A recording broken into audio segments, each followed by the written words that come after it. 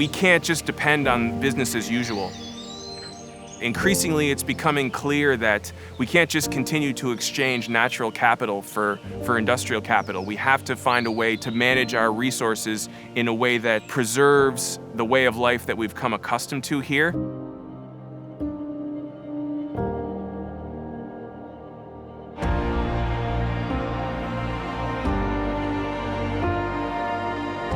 Watershed groups in New Brunswick are incredible. A local community group brings a perspective that's very important when developing good environmental management plans, and it's the Watershed organization that empowers that community and ensures that their voice is heard when decisions are being made about how land and other resources are being used.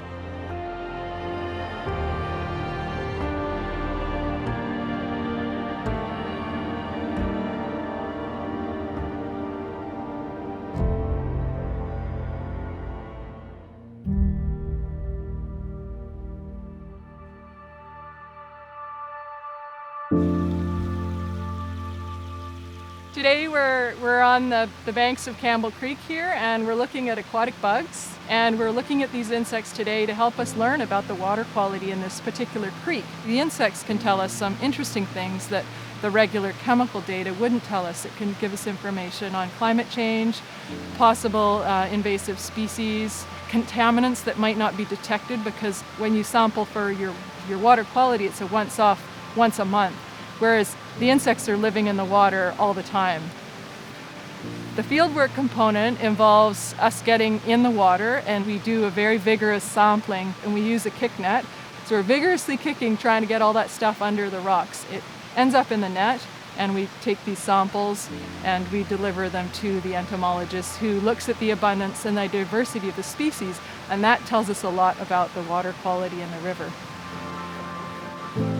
Just upstream of where we're sampling, there's a massive 100-year-old plus historic dam, and we are in the process of having that removed. We're working with a number of partners, and we're really excited about the project. It will create 27 kilometers of habitat for insects such as the one we're sampling, and of course for fish such as the endangered Atlantic salmon.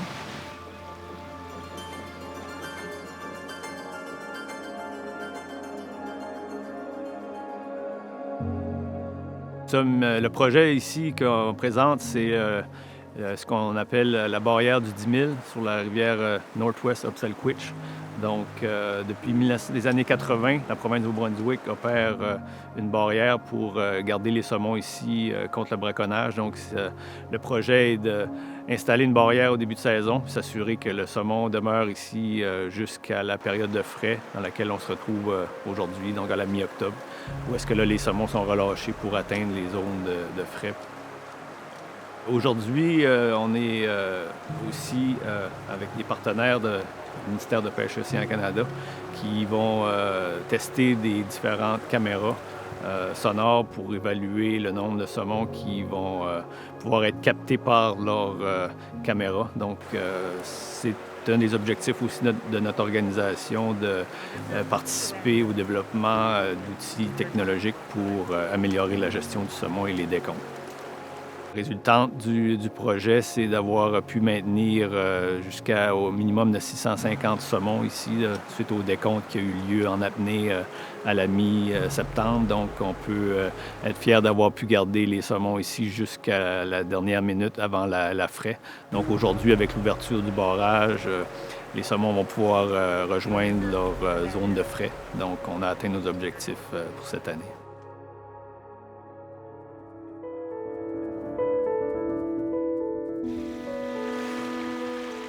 Notre bassin versant couvre environ 400 km² et est composé de deux tributaires, la rivière SHEDIAC et la rivière Squidou, ainsi que plusieurs petits tributaires le long de la côte.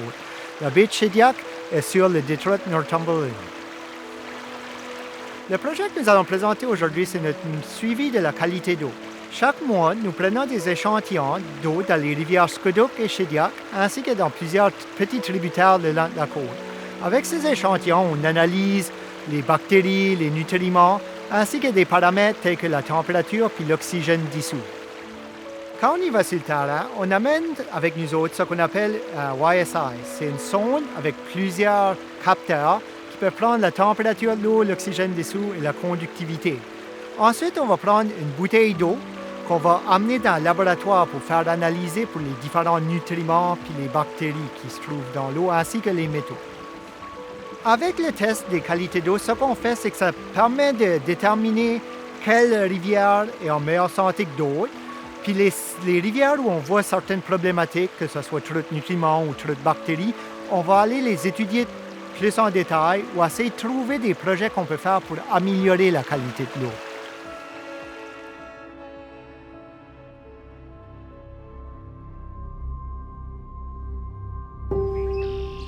So what we're doing today is we're actually looking for the invasive aquatic plant known as Eurasian water milfoil. It was introduced here and it's now starting to thrive within the Kennebecasis. We want to see how much of it's here, how much abundance is there, so that we can start to put together a management plan on, how can we better educate people as to what to expect with this and how we can adapt moving forward to the presence of Eurasian water milfoil.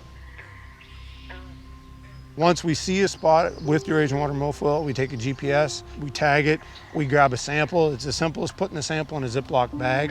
We take that bag to a lab. Dr. Megan Bruce at UMB does our identification for us. And what we're trying to do now is generate some GIS mapping layers that we can use as part of our education and our management development as we move forward. Well, Eurasian water milfoil, because it is so aggressive and it grows in thick, heavy mats, is actually going to change your overall ecosystem balance. And that's going to have an impact on your fish assemblage, your biodiversity, and other aquatic plants as well. And our job at the Kennebecasis Watershed Restoration Committee is to try to keep that stuff in balance and maintain that healthy natural ecosystem.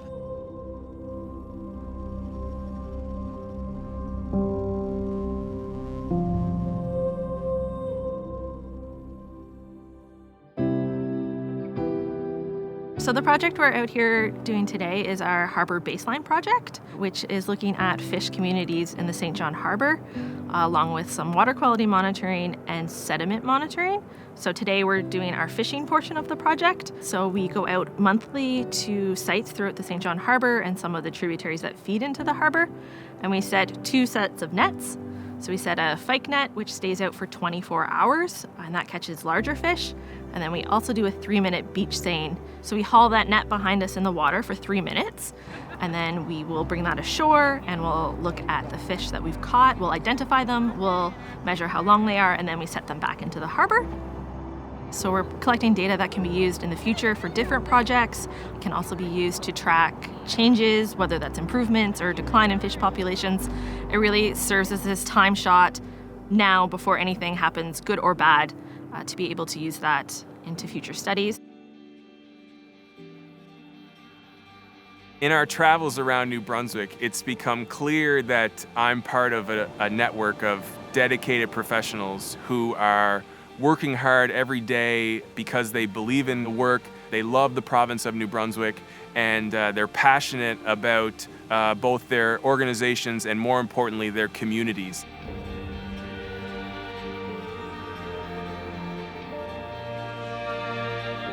Nobody's in it for the wrong reasons. These are people who come to work every day to make a real difference in their community, work hard, and show the best of what New Brunswick has to offer. These are places in communities in New Brunswick that could use maybe a little more support, and in many cases, it's already there. The work that these groups are doing around the province is worthwhile and is worthy of being highlighted and really celebrated. So with a little bit of a push and make sure that everyone's aware of these groups, I think that it can be a real positive benefit to communities in New Brunswick in a time where they could really use it.